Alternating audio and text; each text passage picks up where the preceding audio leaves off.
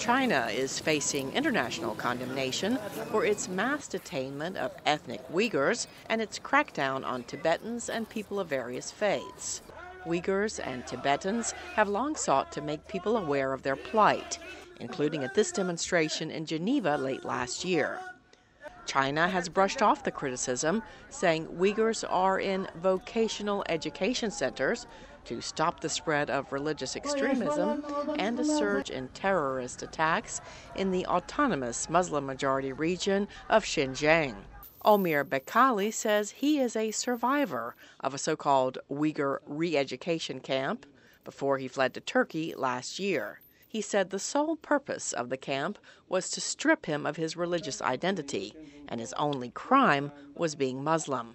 Having a beard is enough. Going to Friday prayers is enough. Reciting the funeral prayer is enough. Saying Salaam Alaikum is enough. Everything can be a pretext.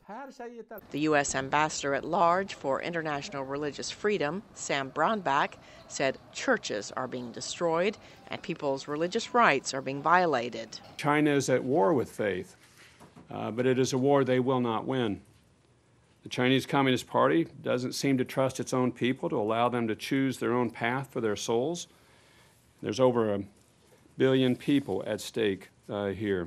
Brownback said the repression is worse since the Chinese Communist Party took control over religious issues.